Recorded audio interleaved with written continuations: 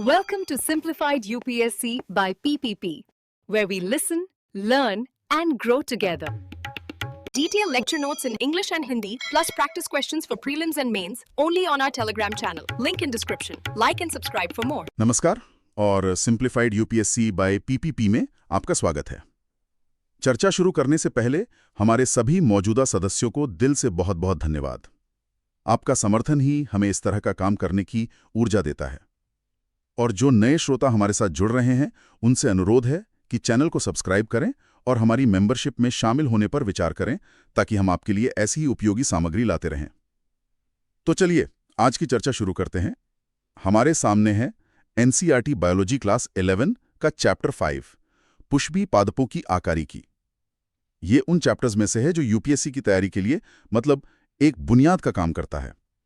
आज हमारा मिशन सिर्फ इन मुश्किल शब्दों को रटना नहीं है, बल्कि पौधे की बनावट को, उसकी डिजाइन फिलॉसफी को समझना है। और हां, हम इसे पिछले सालों के प्रश्नों यानी पीवाईक्यू से भी जोड़ने की कोशिश करेंगे। तो सबसे पहली चीज, पौधे अपनी पत्तियों को मतलब अपने सोलर पैनल्स को कैसे व्यवस्थित करते हैं? इसी को पर्णविन्यास या फाइलोटैक्सी करते हैं। ठीक है, तो चलिए इसे समझते हैं। ये सिर्फ एक पैटर्न नहीं है ना? इसके पीछे कोई से ज्यादा धूप दिलाना। आप इसे एक इमारत के ब्लूप्रिंट की तरह समझिए, जहां हर अपार्टमेंट तक धूप पहुंचाना जरूरी है। स्रोत के अनुसार इसके 3 मुख्य डिजाइन हैं। पहला है एकांतर मतलब ऑल्टरनेट। इसमें हर गांठ से सिर्फ एक पत्ती निकलती है, एक के बाद एक जिगजैग पैटर्न में। अच्छा, जैसे गुड़हल और सरसों में होता है? हाँ, गुड़हल, सरसों, सूरजमुखी, ये सब क्लासिक उदाहरण हैं। ये सबसे आम तरीका है ताकि कोई पत्ती दूसरे की छाया में ना आए। और बाकी 2 तरीके, एक में पत्तियां जोड़ी में होती हैं और एक में झुंड में। सही। दूसरा प्रकार है सम्मुख यानी ऑपोजिट। इसमें हर गांठ पर एक जोड़ी पत्तियां निकलती हैं, एक दूसरे के ठीक सामने, जैसे आक और अमरूद के पौधों में। हाँ, ये तो देखा है। और तीसरा, जो देखने में सबसे अलग लगता है, वो है चक्करदार या वर्ल्ड। इसमें एक ही गांठ से 2 से ज्यादा पत्तियां निकलकर एक पूरा चक्कर बना लेती है। एल्स्टोनिया का पौधा इसका सबसे अच्छा उदाहरण है। तो एक यूपीएससी एस्पिरेंट के लिए ये जानना क्यों जरूरी है? मतलब इसका असल महत्व क्या है? देखिए, इसका महत्व पौधे की पहचान से कहीं ज्यादा गहरा है। ये पौधे की रणनीति को समझने के बारे में है।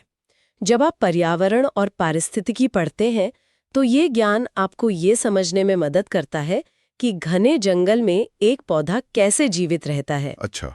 यह आकारिकी को सीधे पौधे के व्यवहार और उसके पर्यावरण से जोड़ता है। यूपीएससी चाहता है कि आप इन कड़ियों को जोड़ पाएं, न कि सिर्फ तथ्यों को याद रखें। यानी ये पौधे के फॉर्म और फंक्शन के बीच का रिश्ता है। ये समझ में आता है। तो पत्तियां सिर्फ सोलर पैनल नहीं है, पौधे के सर्वाइवल टूल किट में वे और भी कई भूमिकाएं निभाती हैं। और यहीं पर यह कहानी और भी दिलचस्प हो जाती है। ऐसा लगता है कि जरूरत पड़ने पर पत्तियां अपना रूप पूरी तरह बदल लेती हैं। वे सिर्फ रूप नहीं बदलती, वे अपना पूरा काम ही बदल लेती हैं। यह विकास का एक शानदार उदाहरण है। स्रोत में इसका सबसे आम उदाहरण है प्रतान यानी टेंड्रिल्स। मटर के पौधे में पत्तियां धागे जैसी पतली घुमावदार संरचनाओं में बदल जाती हैं। हाँ, किसी सहारे को पकड़कर ऊपर चढ़ने के लिए। बिल्कुल।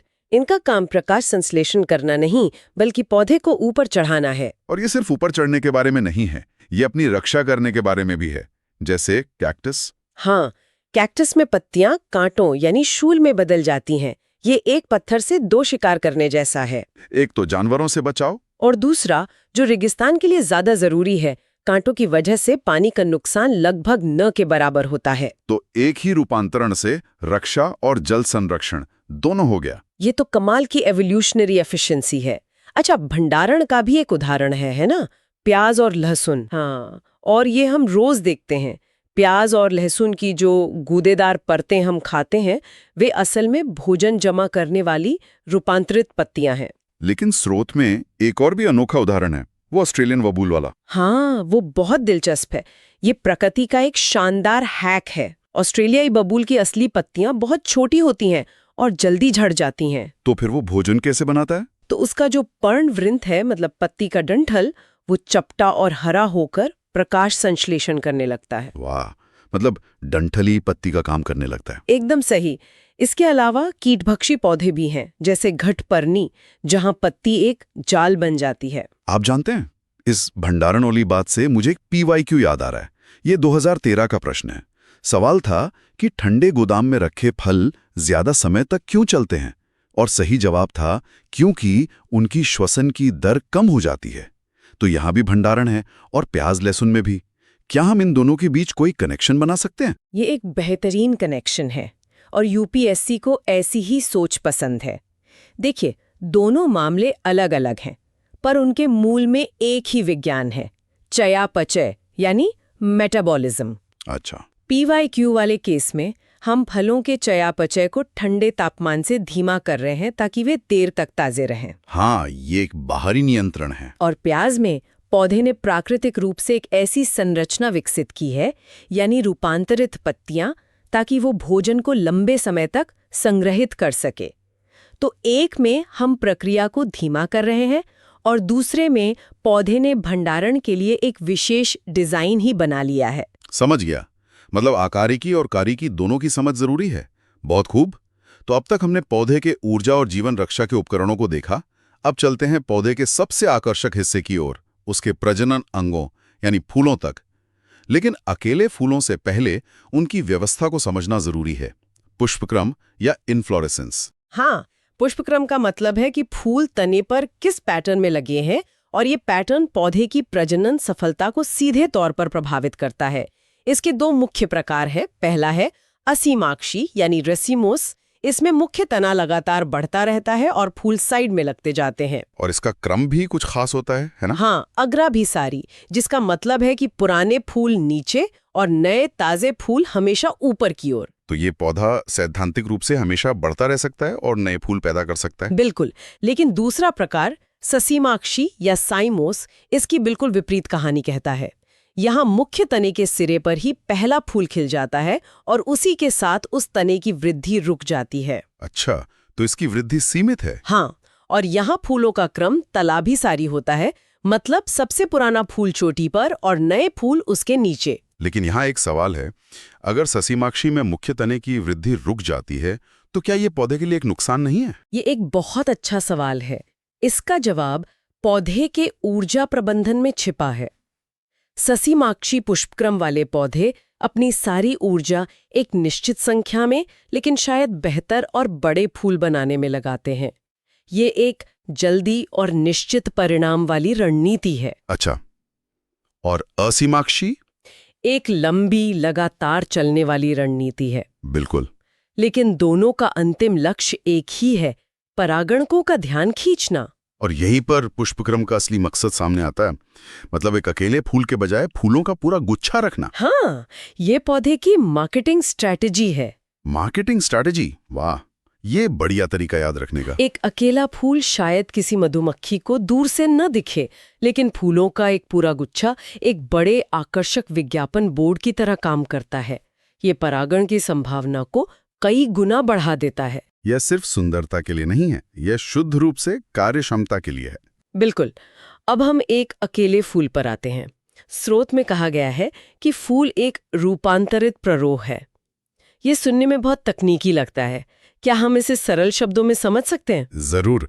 यह वनस्पति विज्ञान की सबसे खूबसूरत अवधारणाओं में से एक है। कल्पना कीजिए कि एक सामान्य तना जिस पर पत्तियां लगी होती हैं, उसे किसी ने ऊपर और नीचे से दबाकर चपटा कर दिया हो। अच्छा, तो तना छोटा और संघनित हो गया। हाँ, इसमें गांठों के बीच की दूरी यानी पोरियां लंबी नहीं होती। अब इस छोटे संघनित तने पर जहां जहां पत्तियां निकलनी थी, वहां अब फूल के हिस्से निकलते हैं। एकदम सही। वहां अब रूपांतरित पत्तियां निकलती हैं, जिन्हें हम बाह्य दल, पुंकेसर और स्त्री केसर कहते हैं। ये सभी 4 चक्र उसी संघनित तने के फूले हुए सिरे, जिसे पुष्पासन कहते हैं, पर लगे होते हैं। वाह, ये तो सोचने का पूरा नजरिया ही बदल देता है। एक फूल सिर्फ एक फूल नहीं, वो पूरे तने और पत्तियों की एक रूपांतरित कहानी है। तो आज हमने पौधे की पूरी डिजाइन यात्रा को देखा, पर्ण विन्यास से लेकर पत्तियों के रूपांतरण, फिर पुष्पक्रम और अंत में खुद फूल तक। बिल्कुल। और सबसे महत्वपूर्ण बात यह है कि आकारिकी सिर्फ नामों को याद करने का विषय नहीं है, यह इन संरचनाओं के पीछे के क्यों को समझने के बारे में है। हर रूपांतरण के पीछे लाखों वर्षों का विकास और अनुकूलन छिपा है। हमने ऑस्ट्रेलियाई बबूल के बारे में पढ़ा कि कैसे उसने अपने डंठल को प्रकाश संश्लेषण के लिए रूपांतरित कर लिया। हमारे चारों ओर के पौधों में जीवित रहने की और कौन सी ऐसी अपरंपरागत रणनीतियां देखी जा सकती हैं। अगली बार जब आप किसी पौधे को देखें तो उसकी डिजाइन को पहचानने की कोशिश करें, उसका पर्ण विन्यास देखें, उसके किसी रूपांतरित हिस्से को खोजें। ये आपके लिए जीव विज्ञान का एक चलता फिरता पाठ हो सकता है। आज की इस चर्चा में शामिल होने के लिए धन्यवाद। इस तरह के विस्तृत विश्लेषण को जारी रखने में हमारी मदद करने के लिए कृपया YouTube पर सिंप्लीफाइड यूपीएससी बाय पीपीपी को सब्सक्राइब करें और हमारी मेंबरशिप में शामिल होने पर विचार करें। और एक बार फिर हमारे सभी मौजूदा सदस्यों का बहुत बहुत शुक्रिया। आपका योगदान हमारे लिए अमूल्य है। Thanks for watching. Follow us on Telegram and Instagram. Don't forget to like, share, and subscribe.